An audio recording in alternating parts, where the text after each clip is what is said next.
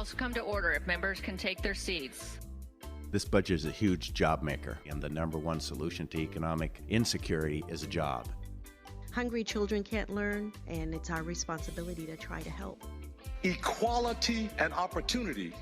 I believe most people are here because they want to do some good.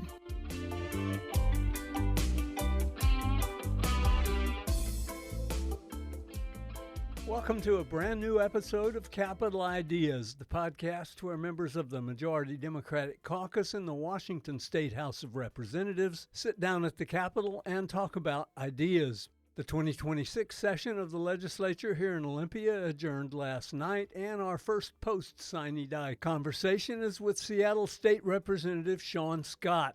When that final gavel fell last night, it marked the end of Shaun's second session in the House. We'll talk about those 2 years and more in today's Capital Ideas. We recorded this on Friday, March 13th, 2026, and here it is.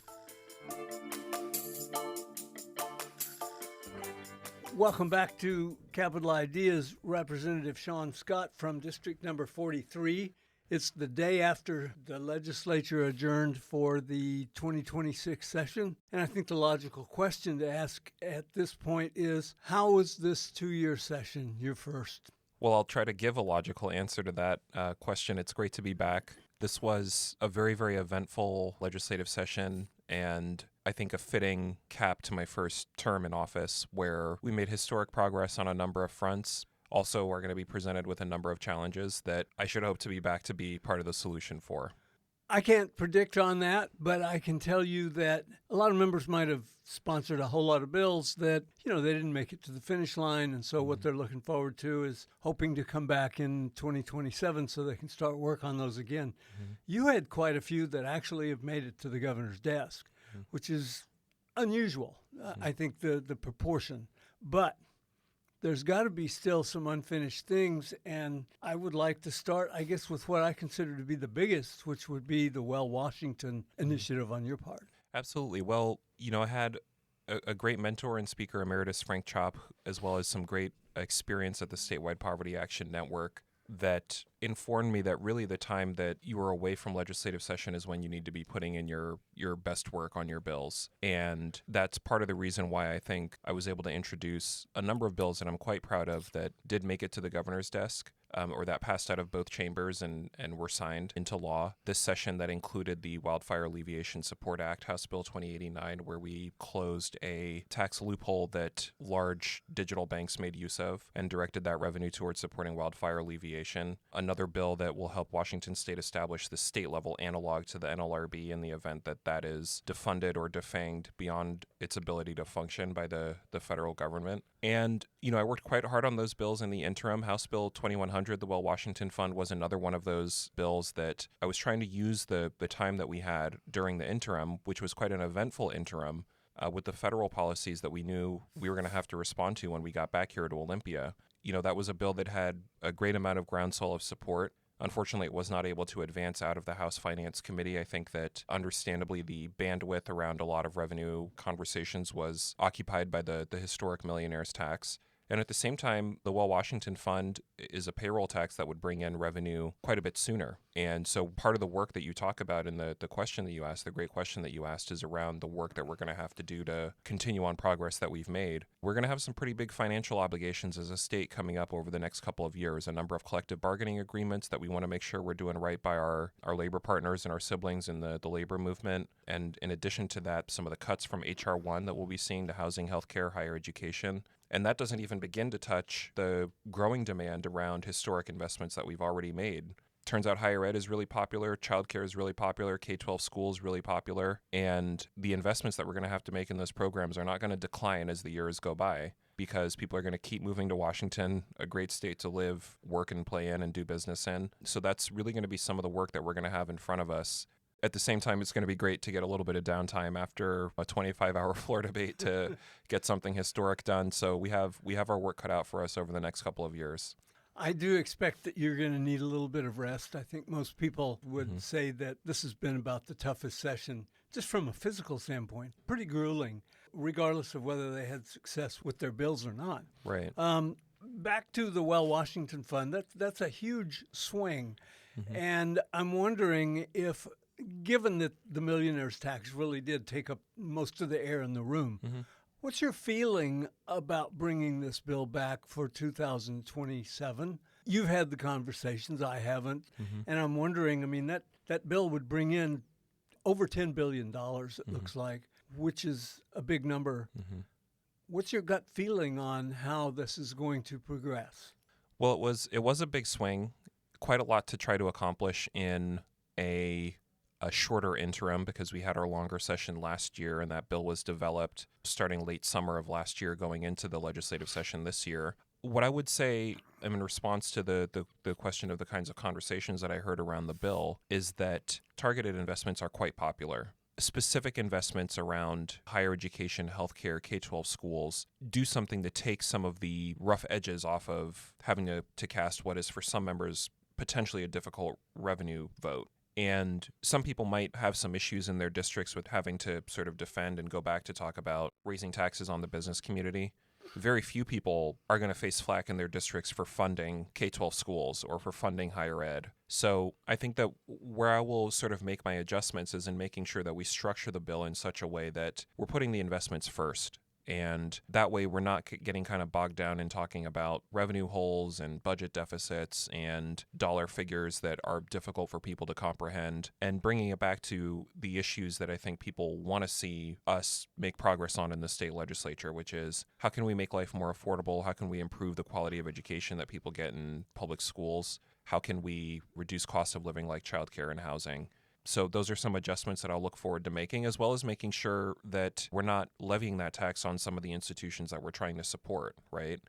We heard quite a bit from the hospital associations around them feeling the pain of the HR 1 cuts. Heard a bit from even some universities who said, well, wait a minute, we're a pretty large employer, so that means we might be subject to this payroll tax. And making sure that to the extent that the tax is levied, it is on those who have the absolute most to spare, because a lot of those companies that would be paying the payroll tax, let's face it, got a pretty huge tax break from HR 1 itself. So those are all issues that I look forward to having a longer interim to resolve.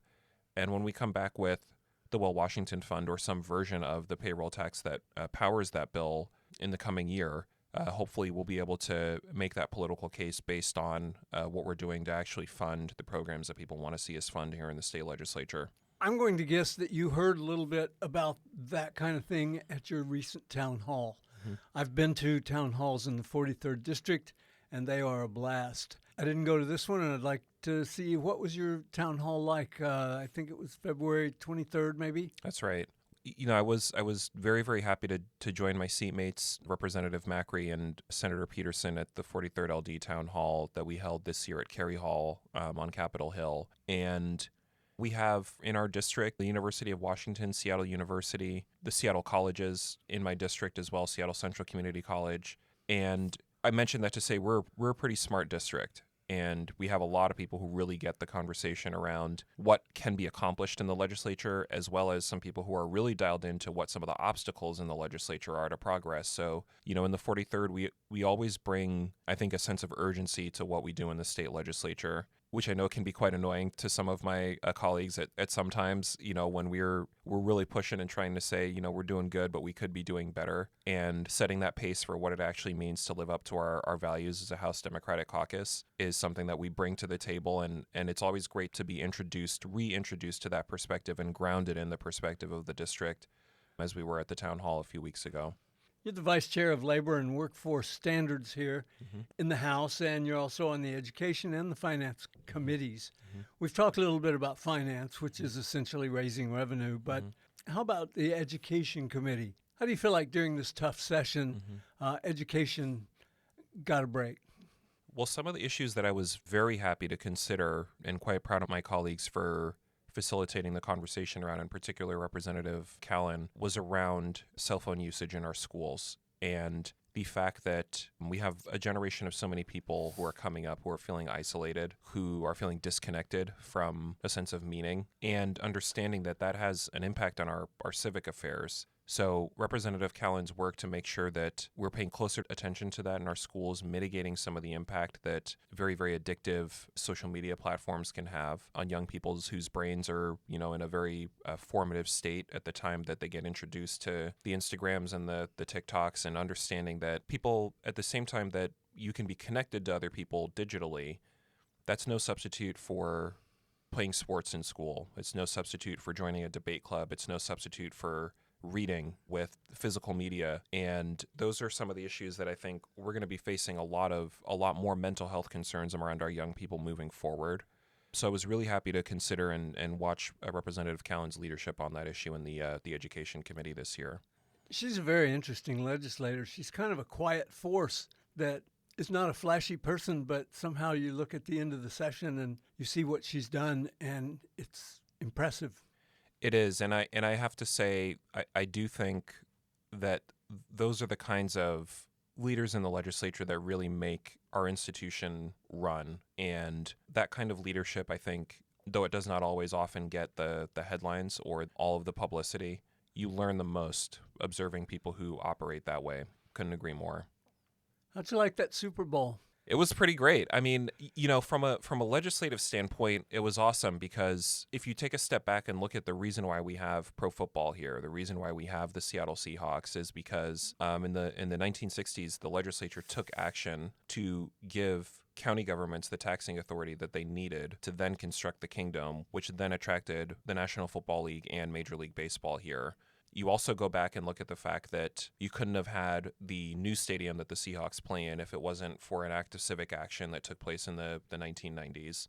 On top of that, professional sports leagues really do get, in a lot of ways, a kind of transit subsidy. The fact that we have, accessible mass transit, light rail that takes people to and from the games makes it a lot more accessible. People wonder why Seattle fans are known for being the loudest and the most boisterous in the league.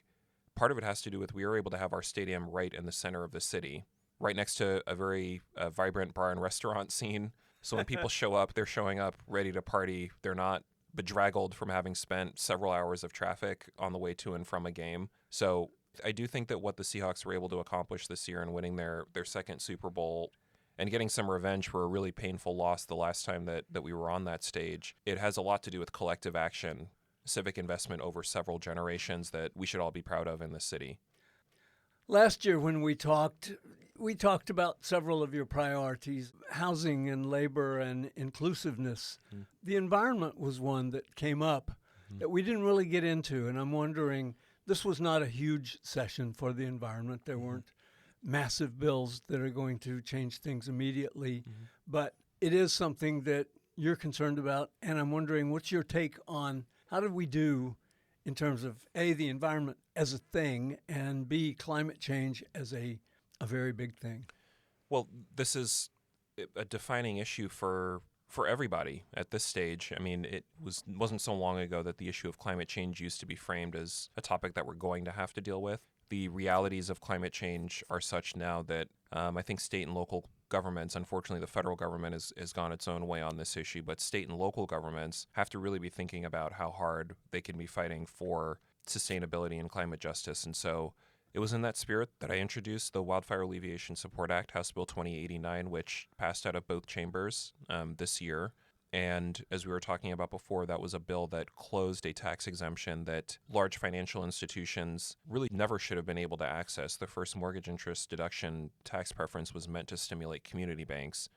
The Rocket Mortgages of the world were never supposed to be able to access that. So we closed that tax loophole, and we directed the revenue towards wildfire alleviation support efforts, which took a step back in the budget that emerged from the House last year. So I look at the fact that that helped the state legislature uphold the investment of the original wildfire alleviation account that Representative Springer worked so hard to establish a few years ago. I think that was 2021.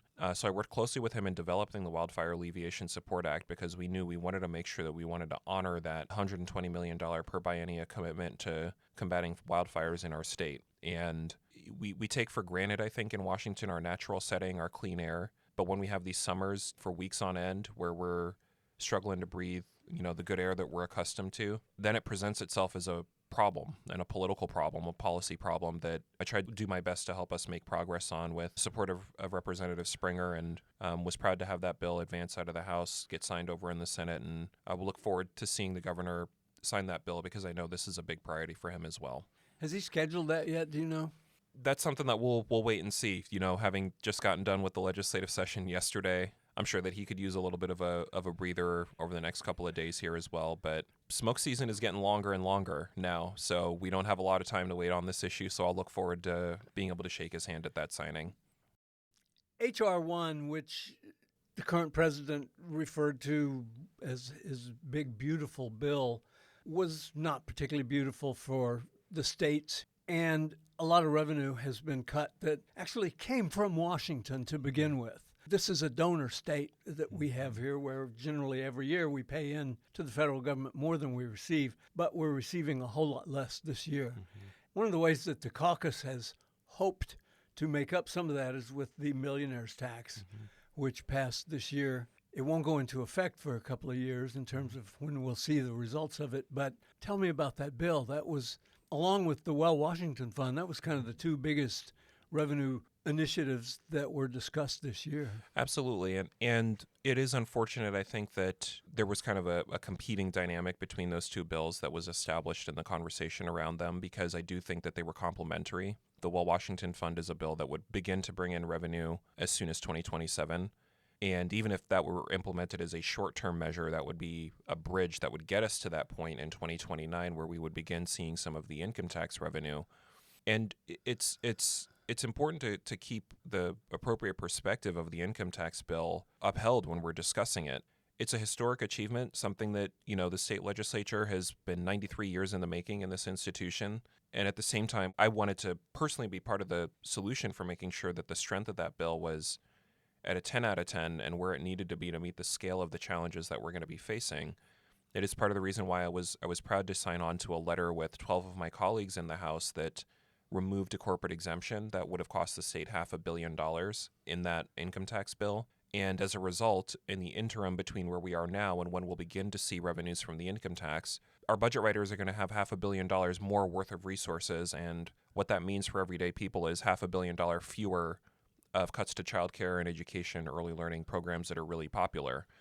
So, our work is not done on the issue of funding the programs that people depend on, but should the income tax survive the inevitable political and legal challenges that are going to be thrust its way, we're going to be in a great place to begin conversations about some other measures that we can take to fund programs that people depend on. So, very important legal precedent, very important political precedent that was set in this session too, that let it be known that we're a legislature that understands that taxing the rich is about as popular a policy position that you can take. Statewide, within every individual legislative district, the results of the November 2024 capital gains initiative indicated that, where basically 2/3 of Washingtonians said, we want to see you guys go in the direction of funding basic services with taxes on the ultra wealthy, because we also understand that that's going to grow our economy in the state, make more people want to relocate here, start families here, go to school here, probably start businesses here. And those are things that we have to make sure that we're holding that vision for our state moving forward. Shaun, I've kept you here past the time for our appointment. I know that even though the legislature adjourned sine die last night, that the work of the legislature continues, and I think you have a meeting this morning to go to. So I'm going to let you go, but before I do, as always, I just want to say, how would you like to close this out? Do you have a parting thought? Do you have something we forgot to bring up? The table is yours. Well, I just want to express appreciation for you and for all the other communications staff that we have here in the legislature. We're dealing in the legislature with budgets of 80 and 81, 82 billion dollars, and talking about all four corners of the state, to where on a given issue, a community that you haven't even been to might be centered in a conversation. The work of bridging the gap between what we do in the legislature and the impact that it has on people is the work of our communications team. You all do such a great job, very professional with your approach. So anytime I can have the opportunity to sit and talk about what it is that we're up to, I always try to take that opportunity. So just grateful to be on your show again. I'm grateful to have you here, Shaun. It's always a pleasure. And this has been Capital Ideas with Representative Shaun Scott from District 43 in the heart of Seattle, Washington. Thanks, Shaun. Thank you so much.